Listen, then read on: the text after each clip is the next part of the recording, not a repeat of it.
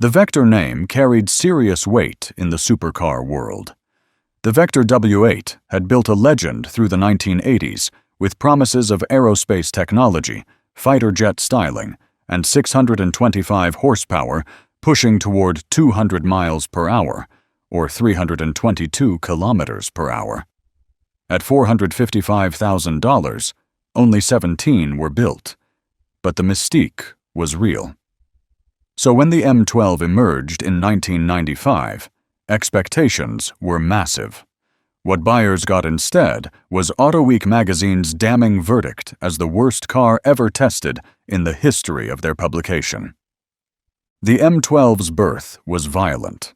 In 1993, Indonesian conglomerate Megatech acquired Vector Aeromotive. When founder Jerry Wiegert returned from the Geneva Auto Show that year, he was asked to leave his own company. He refused, barricading himself inside Vector headquarters with armed guards and changing the locks. Media compared it to the Waco siege. Wiegert was forcibly removed and fired. Megatech, which also owned Lamborghini, then hired Peter Stevens, the designer of the McLaren F1, to create a more civilized Vector. The result borrowed heavily from the stillborn AWX3 prototype, but relied entirely on Lamborghini Diablo components. The M12 used a Lamborghini 5.7-liter V12, producing between 492 and 499 horsepower at 5,200 to 6,800 revolutions per minute. It pushed 425 pound-feet, or 576 newton-meters of torque, through a 5-speed manual transmission to the rear wheels. With a lengthened Diablo chassis and most mechanical components straight from Sant'Agata, this was essentially a rebodied Lamborghini. Weight came in at 3,600 pounds, or 1,633 kilograms. Performance figures showed 0 to 60 miles per hour in 4.8 seconds, with some sources citing 4.4 to 4.5 seconds, and a top speed of 189 to 190 miles per hour, or 304 kilometers per hour. Those numbers were actually worse than the Diablo it was based on. The build quality was catastrophic. Jeremy Clarkson famously said it resembled a cheap camping tent, with quality control like a Bulgarian power station. The doors did not fit properly. Air conditioning vents could be pushed down into the dashboard. The seating position was bonkers. A persistent gasoline smell filled the cabin. The steering wheel came from a Ford Mustang and looked like it belonged in a Ford Taurus.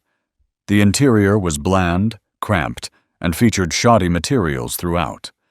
This was worse build quality than the Diablo, which was not known for perfection. Even Jerry Wiegert agreed there was no Vector in the M12. It rejected the all-American, aerospace-inspired ethos of the W8. Nothing about it was genuinely American, except assembly location. It was an Indonesian-owned company using an Italian engine, Italian chassis, and British designer. The Vector dream had died.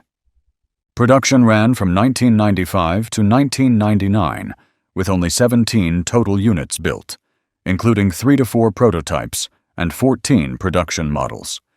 Production ended when Vector could not pay Lamborghini for engines. The company collapsed, taking the M12 with it.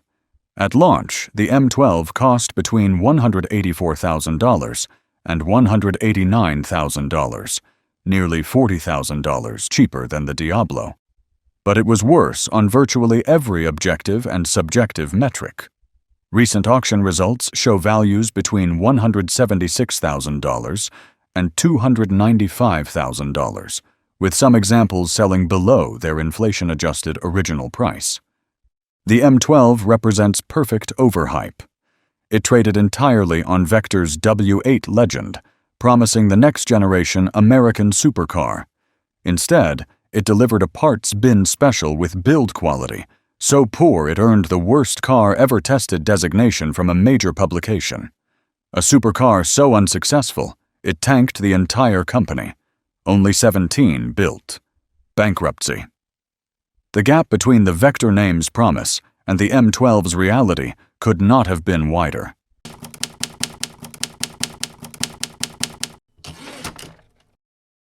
The Guara's origins lay in the Maserati Barchetta Stradale prototype from 1991. When Fiat purchased Maserati from De Tomaso in 1993, Maserati ceased Barchetta production, but De Tomaso retained the Overhyped. He created the Guara using the Barchetta's platform and design. Tragedy struck in February 1993 when Alejandro De Tomaso suffered a stroke just before the Geneva premiere. He never attended the launch and could not oversee final development. The company faced financial difficulties from day one, severely limiting production capacity. Early Guaras used a 4.0-liter BMW M60 V8, shared with the BMW 840 Ci, producing between 282 to 301 horsepower, depending on tune, with 295 pound-feet of torque. The engine was installed essentially stock, delivering the same power as a 1990s BMW 544 family sedan.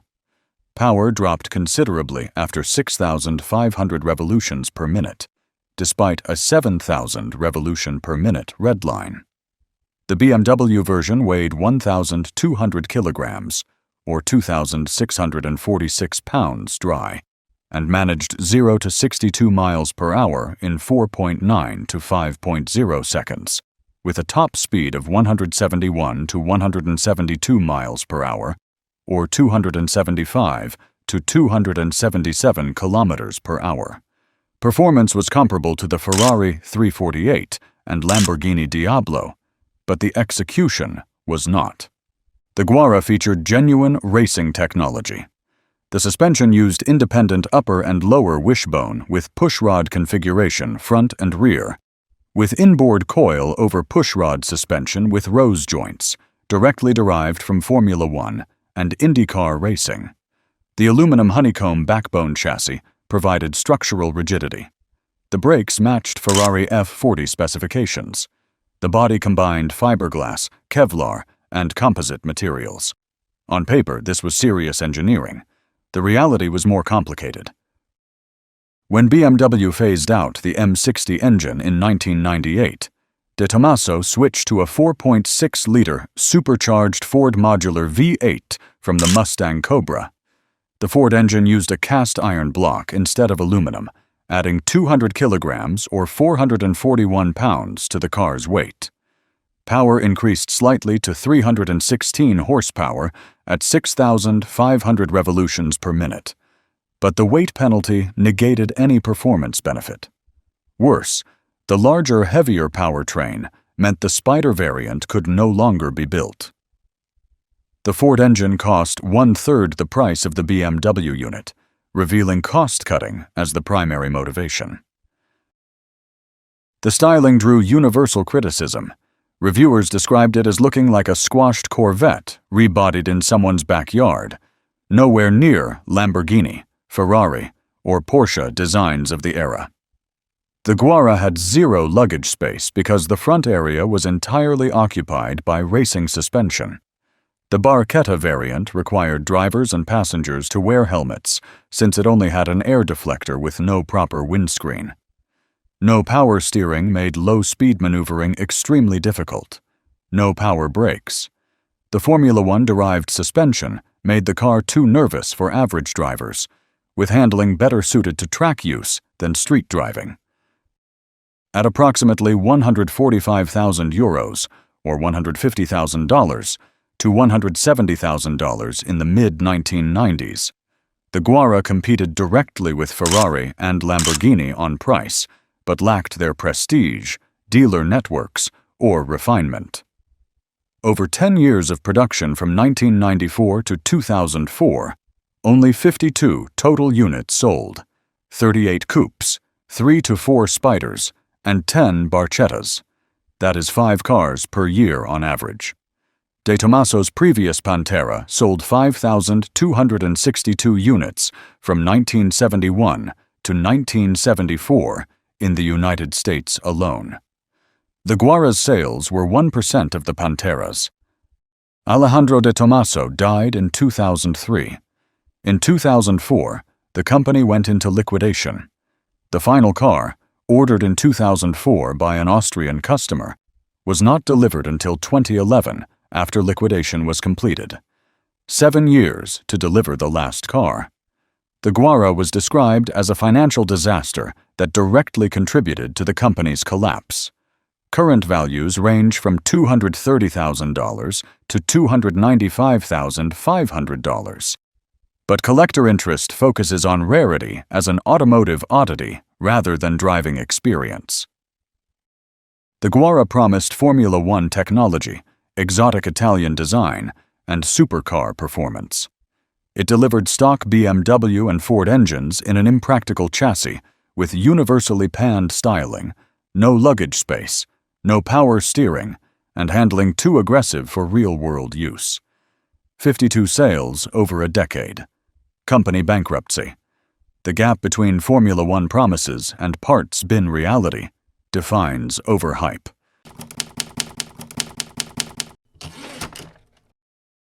The TVR Grantura was the car that really put TVR on the map. First produced in 1958, it promised British sports car excellence through lightweight engineering, racing pedigree, and beautiful fastback styling. With a multi-tubular space-frame chassis, fiberglass body, and trailing link independent suspension all around, the Grantura represented cutting-edge construction for its era.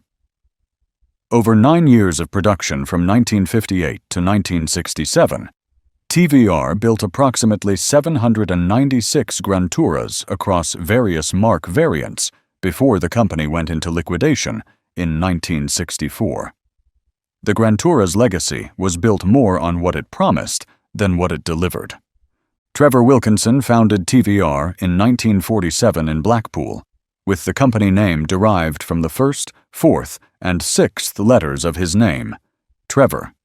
His concept was simple: light body on tubular chassis, front engine, rear-wheel drive, focused on performance. This became TVR's DNA. The Grantura debuted in 1958 as the company's first production model after Ray Seidel, who was racing and selling cars in the United States, suggested the fastback design.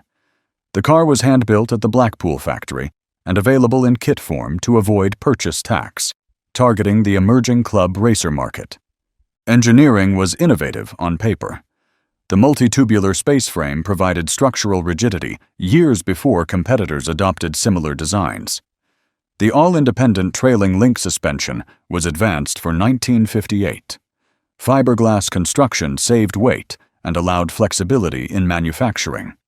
The cocktail of components from various manufacturers included Austin Healey brakes, VW Beetle or Triumph suspension parts, and BMC rear axles. The Grantura was available with multiple engine options to suit different budgets: 1098 cubic centimeter Coventry Climax, 1172 cubic centimeter Ford side valve, and most commonly, the 1600 cubic centimeter BMC unit from the MGA, producing 80 horsepower. Performance figures told an interesting story.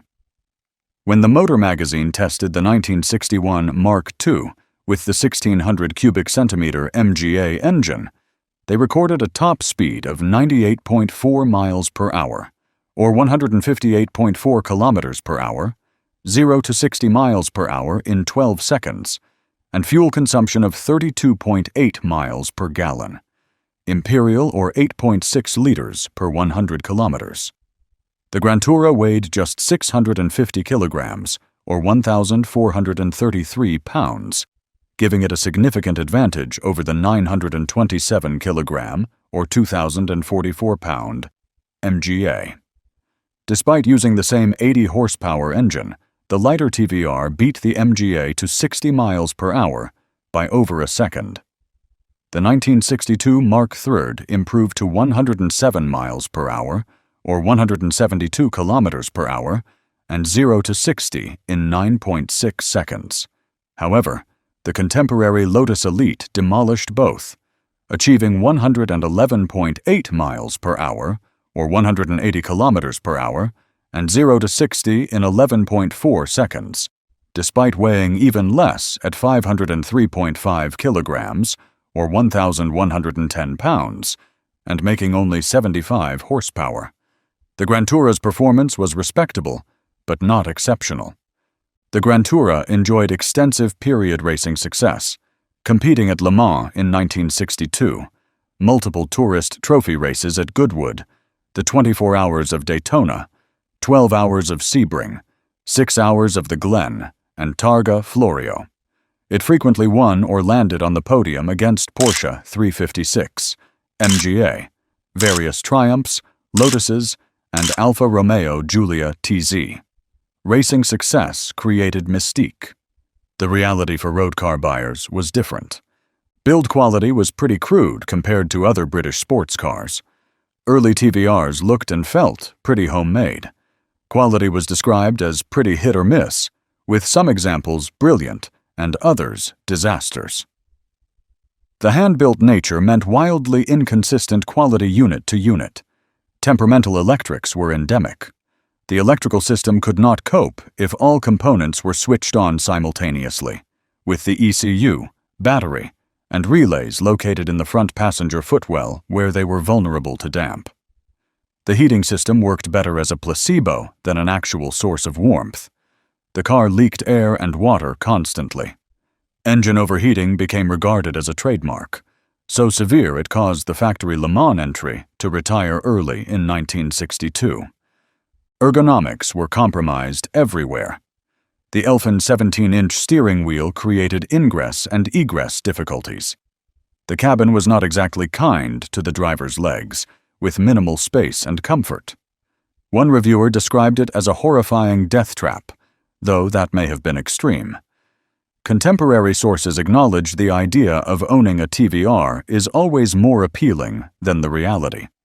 Owners expected breaking down, constant fettling, and sudden unexplained electrical failures. Owners could and did complain about marginal economy, poor reliability, and sheer bloody expense. TVR went into liquidation in November 1964. Reliability complaints from customers combined with Jack Griffith's financial difficulties related to the Griffith variant, which used Grantura shells with Ford V8 engines, brought the company down. Reliability problems had already halted United States imports before liquidation.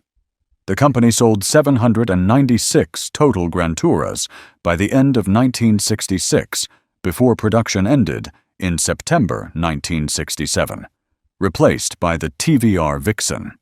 Approximately 100 Mark I units were produced from 1958 to 1960, roughly 400 Mark II and TUA units from 1960 to 1962, and about 300 Mark III variants from 1962 to 1967. Current values range from approximately $11,000 to $68,000, depending on condition and racing history. The Grantura is described as affordable enough to be bought by the average Joe for historic racing. Collectors seek it as a rare slice of British sports car lore and automotive oddity rather than a desirable driver's car. The Grantura promised lightweight British engineering prowess with racing pedigree. It delivered temperamental electrics, water leaks, a decorative heating system, inconsistent build quality, company bankruptcy, and performance slower than the Lotus Elite. Low production numbers and selective racing success created mystique that ownership reality could not support. The gap between promise and truth left 796 buyers learning that ideas and results are different things.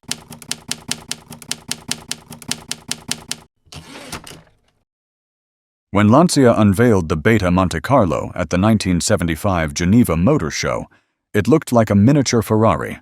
Designed by Paolo Martin at Pininfarina with sharp angles and vintage Ferrari design elements, engineered by Dr. Renato Sconfienza, who previously engineered the Ferrari Daytona, BB512, and later the Testarossa, the Monte Carlo promised Italian exotic appeal at accessible pricing.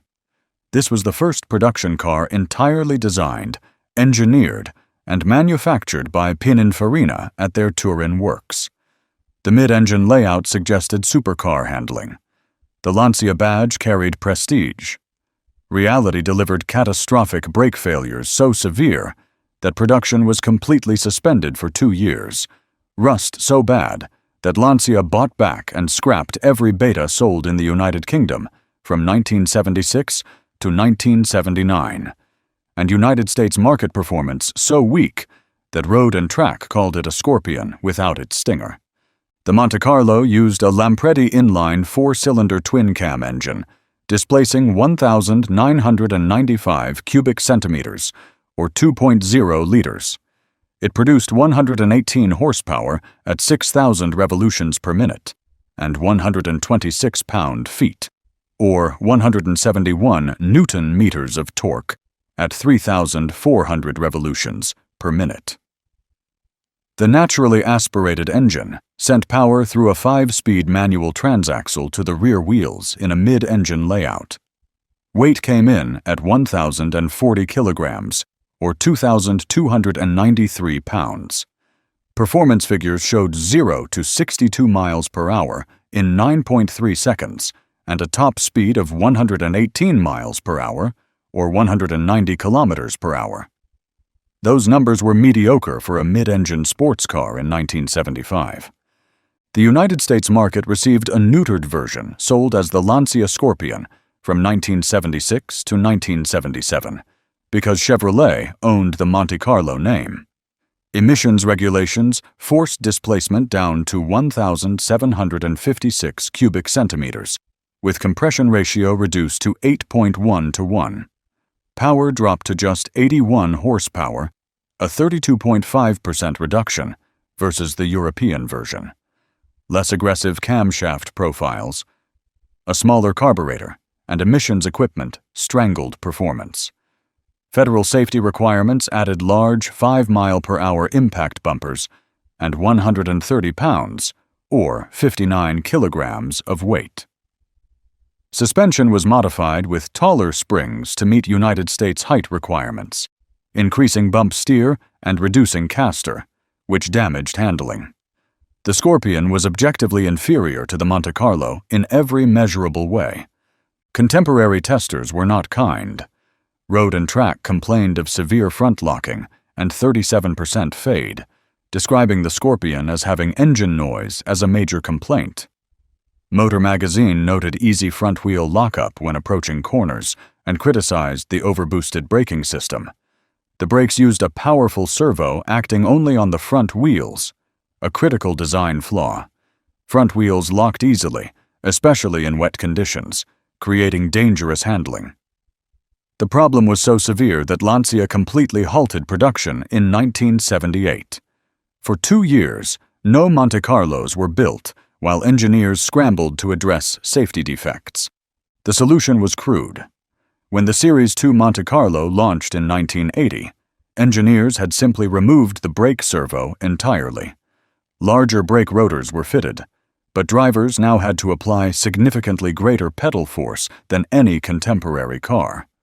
Motorsport magazine described the Series 2 Monte Carlo in December 1981 as something of a disappointment with suspect brakes even after the redesign.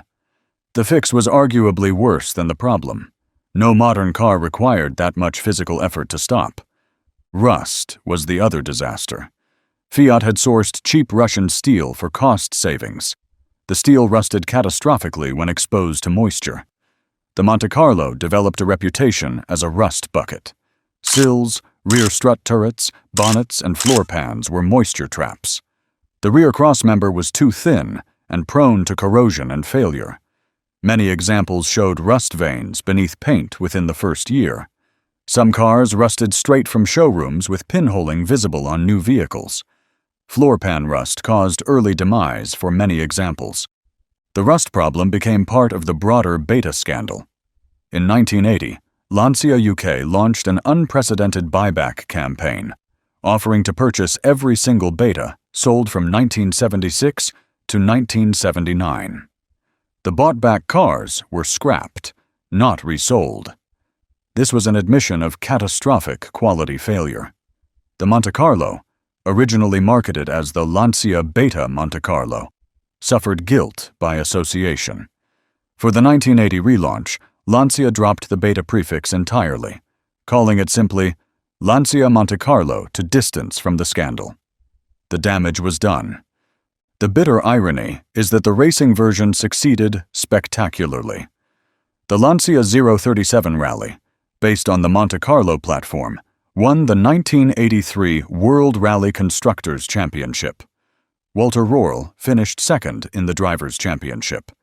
The 037 was the last rear-wheel drive car to win the WRC Constructors' title, a record standing over 40 years.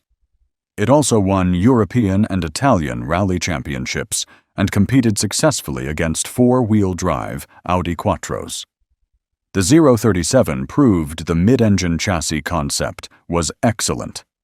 Proper engineering and quality control without cost-cutting compromises created a championship-winning race car. The road car received cheap materials, inadequate brake development, catastrophic rust from cost-cutting steel choices, and poor quality control. At approximately $10,000 new in 1976 to 1977, the Scorpion competed against the Datsun 280Z with more power and better reliability, the Porsche 914 with similar concept, but better execution, and even the Fiat X1/9 from the same corporate family with similar performance at lower cost. Current values range from $10,000 to $20,000, despite extreme rarity, reflecting that collector interest is based on oddity status rather than desirability. The Monte Carlo and Scorpion promised Pininfarina elegance, Ferrari-like styling, exotic mid-engine handling, and Italian craftsmanship. They delivered production halted for 2 years due to dangerous brakes.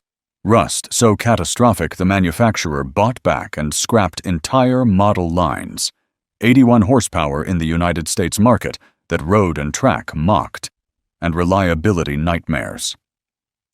The racing version won world championships, while the road car bankrupted customer confidence.